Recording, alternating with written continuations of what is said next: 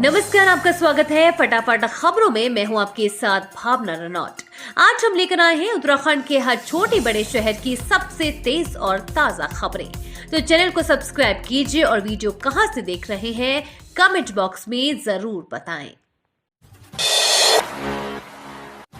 वरिष्ठ नागरिक के लिए बनेगी नीति, स्वरोजगार के लिए होगा ये काम, बड़े सीएम धामी की घोषणा है। स्वतंत्रता दिवस के अवसर पर सीएम धामी ने प्रदेश के लिए कई घोषणाएं की। इस बार सीएम ने कहा कि स्वतंत्रता दिवस के इस पावन पर्व पर हम यह संकल्प लें कि हमारे जो भी कर्तव्य और दायित्व है, हम उनका पूरी निष्ठा के साथ निर्वहन करें और भारत को समृद्ध, सुरक्षित और सशक्त राष्ट्र बनाने के लिए निरंतर प्रयास करते रहे। इस दौरान सीएम धामी ने घोषणाएं की कि प्रत्येक जनपद में एक स्थानीय निकाय को आदर्श निकाय के रूप में विकसित किया जाना चाहिए। उद्योग, बागवानी तथा कृषि के क्षेत्र में उत्कृष्ट कार्य करने वाले काश्तकारों, उद्यमियों को प्रथम, द्वितीय एवं तृतीय पुरस्कार के रूप में क्रमशः 75,000 एवं 50,000 की धनराशि प्रदान की जाएगी। अनुसूचित जाति, अनुसूचित जनजाति, दिव्यांग एवं अन्य पिछड़ा वर्ग के नियमित कर्मचारियों के लिए कर्मचारी व्यक्तिगत ऋण योजना लागू की जाएगी। वृद्धावस्था पेंशन योजना, विधवा पेंशन योजना, दिव्यांग पेंशन योजना, जन्म से दिव्यांग बच्चों को अनुदान योजना एवं परित्यक्ता पेंशन योजना में वर्तमान में निर्धारित मासिक आय 4,000 से बढ़कर 6,000 प्रति माह किया जाएगा। युवाओं को स्वरोजगार से जोड़ने के लिए कौशल विकास योजना अंतर्गत प्रशिक्षण की विषय वस्तु का निर्धारण जिला कौशल विकास समिति द्वारा स्थानीय आवश्यकताओं के अनुरूप किया जाएगा। राज्य के पर्वतीय क्षेत्रों से पलायन रोकने के लिए और ट्राउट मत्स्य उत्पादन को बढ़ावा देने के लिए मुख्यमंत्री मत्स्य संपदा योजना के अंतर्गत मत्स्य विभाग में 200 करोड़ की योजना शुरू की जाएगी। राज्य के पशुपालकों को आधुनिक पशु चिकित्सा सेवाएं प्रदान करने के उद्देश्य से 75 करोड़ रुपए की लागत से सभी जनपदों में एक मॉडल पशु चिकित्सालय स्थापित किए जाएंगे, जिससे लगभग 11 लाख पशुपालक परिवारों के पशुधन को सुरक्षा प्रदान की जा सकेगी। बुझ गया दीपक, जब फहराया जा रहा था तिरंगा, तब तिरंगे में लिपट कर आया उत्तराखंड का लाल। एक तरफ जब देश प्रदेश में तिरंगा फहराया गया, तो वहीं दूसरी तरफ एक बेटा तिरंगा में लिपट कर आया। स्वतंत्रता दिवस के दिन देहरादून एयरपोर्ट पर कैप्टन दीपक सिंह का पार्थिव शरीर लाया गया। देहरादून एयरपोर्ट पर मुख्यमंत्री पुष्कर सिंह धामी, लेफ्टिनेंट जनरल गुरमीत सिंह ने बलिदान को श्रद्धांजलि दी। विधायक बृजभूषण गेरोला ने भी बलिदानी को श्रद्धांजलि अर्पित की।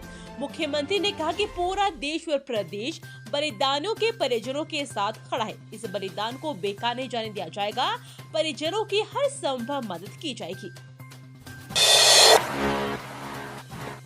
चिंता, क्षतिपूरक पौधारोपण के लिए सरकार के पास रही जमीन, सड़कों व अवस्थापना के प्रोजेक्ट लटके। उत्तराखंड में सड़कों और अवस्थापना परियोजनाओं के निर्माण के लिए जरूरी क्षतिपूरक पौधारोपण के लिए सीवे स्वयं की जमीन नहीं मिल रही है। इस कारण राज्य के गांव से लेकर सरहद तक की प्रस्तावित सड़कों के प्रस्ताव लटक गए हैं। केंद्र सरकार यदि वन भूमि पर पौधारोपण की अनुमति नहीं देती है, तो राज्य की कई परियोजनाओं पर ब्रेक लग सकता है। पिछले 2 दिन मुख्यमंत्री पुष्कर सिंह धामी ने प्रधानमंत्री नरेंद्र मोदी से भी यह मसला उठाया था। यूजेवीएनएल ने एक दिन में बिजली उत्पादन का बनाया रिकॉर्ड। वर्षा काल से पहले बनाई गई थी योजना। उत्तराखंड जल विद्युत निगम लिमिटेड ने एक दिन में स्थापना से लेकर आज तक का रिकॉर्ड बिजली उत्पादन किया है। यूजेवीएनएल के प्रबंध निदेशक ने सभी अधिकारी कर्मचारियों को शुभकामनाएं दी है। यूजेवीएनएल के प्रबंध निदेशक डॉक्टर संदीप सिंघल ने बताया कि निगम की जल विद्युत परियोजनाओं से 13 अगस्त को 2.59 करोड़ यूनिट बिजली का उत्पादन किया गया है। उन्होंने बताया कि निगम की परियोजनाओं का इससे पहले का किसी भी एक दिन का सर्वाधिक विद्युत उत्पादन पिछले साल 5 अगस्त का था। उन्होंने कहा कि इस वर्ष जहां कुछ परियोजनाओं के जल संग्रहण क्षेत्रों में अतिवृष्टि की स्थिति रही है, वहीं यमुना और टोंस का जलस्तर गत वर्ष की तुलना में 78% एवं 20% कम रहा। उत्तराखंड शिक्षक पात्रता परीक्षा के लिए आवेदन की अंतिम तिथि नजदीक, जल्द कर ले अप्लाई। उत्तराखंड शिक्षक पात्रता परीक्षा 2024 में भाग लेने की सोच रहे हैं अभ्यर्थियों के लिए महत्वपूर्ण अपडेट है। यूटीईटी 2024 एप्लीकेशन फॉर्म भरने की लास्ट डेट 17 अगस्त 2024 निर्धारित है। ऐसे में जो अभ्यर्थी अभी तक किसी कारणवश आवेदन नहीं कर सके हैं, वे तुरंत ही ऑनलाइन फॉर्म भर ले। इससे आप अंतिम समय में होने वाली समस्या से बच सकते हैं। एप्लीकेशन फॉर्म उत्तराखंड विद्यालय शिक्षा परिषद की ऑफिशियल वेबसाइट ukUTET.com पर जाकर या इस पेज पर दिए गए डायरेक्ट लिंक पर क्लिक करके भरा जा सकता है। आवेदन करने से पहले उम्मीदवार पेपर 1 एवं पेपर 2 के लिए निर्धारित पात्रता की जांच अवश्य कर ले। मानवाधिकार आयोग ने पूछा, यातायात नियमों में कांवड़ यात्रियों को छूट क्यों? देहरादून एसएसपी को नोटिस। कांवड़ यात्रा के दौरान कांवड़ यात्रियों द्वारा यातायात नियमों के उल्लंघन पर दूर की एक छात्रा की शिकायत का मानवाधिकार आयोग ने संज्ञान लिया है।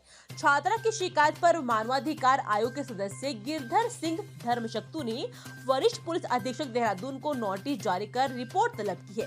ये शिकायत नेहरू कॉलोनी निवासी ग्राफिक एरा हिल यूनिवर्सिटी की छात्रा सृष्टि निजावन ने दर्ज कराई है, जिसमें उन्होंने कहा कि कांवड़ यात्रियों ने खुलेआम यातायात नियमों का उल्लंघन किया और यातायात पुलिस मुख्य दर्शक बन रही। यहाँ तक कि रैश ड्राइविंग और दोपहिया पर बिना हेलमेट के 3 कांवड़ यात्रियों की सवारी के बाद भी कार्रवाई नहीं की गई। कोलकाता में डॉक्टर के बाद उत्तराखंड की नर्स के साथ हैवानियत, सिर फोड़ने के बाद का दुष्कर्म, फिर दी दर्दनाक मौत। कोलकाता में महिला डॉक्टर से दुष्कर्म और हत्या के मामले के बाद अब उत्तराखंड में भी एक ऐसे ही मामले का खुलासा हुआ है। पुलिस ने आरोपित को गिरफ्तार कर मामले का खुलासा किया है। ऊपर के रामपुर जिले की सीमा पर मिले नर्स तस्लीम जहां को मारपीट कर जख्मी करने के बाद वर्षी से उनके साथ दुष्कर्म किया था। इसके बाद स्कार्फ से गला घोंटकर उनकी हत्या कर दी गई। हत्या करने के बाद पत्थर से कूचकर उसके चेहरे को क्षत विक्षत कर शव झाड़ू में छिपा दिया। वारदात को अंजाम देने के बाद रुपए और मोबाइल लूटकर फरार हो गया।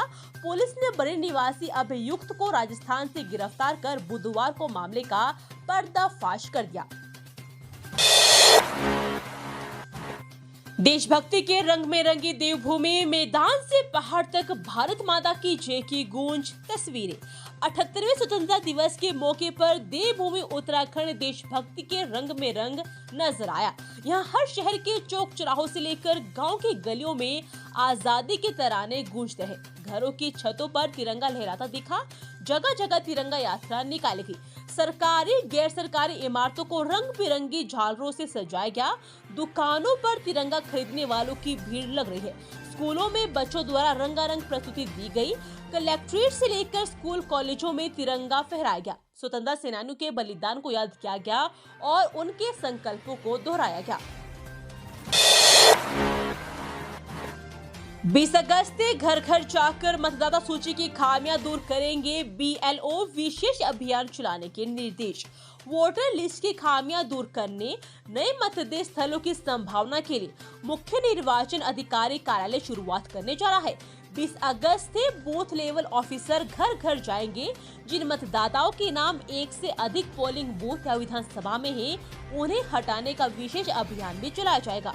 मुख्य निर्वाचन अधिकारी डॉक्टर BVRC पुरुषोत्तम ने बताया कि 20 अगस्त से 18 अक्टूबर तक BLO के माध्यम से घर घर जाकर सत्यापन का कार्य, मतदाता सूची व वोटर कार्ड की विसंगतियों को दूर करने, मतदेय स्थलों, अनुभागों का पुनर्निर्धारण और कंट्रोल टेबल को ठीक करने का काम किया जाएगा, ताकि वोटर लिस्ट को शुद्ध एवं त्रुटि रहित तैयार किया जा सके।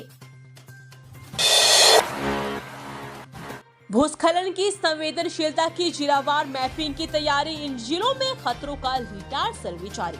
मुख्य सचिव राधा तुड़ी ने भूस्खलन सूचना डाटाबेस के तहत चारधाम यात्रा मार्ग की मैपिंग तैयार करने, जिलावार भूस्खलन सूची तैयार करने तथा जिलावार भूस्खलन की संवेदनशीलता की मैपिंग करने के निर्देश दिए हैं।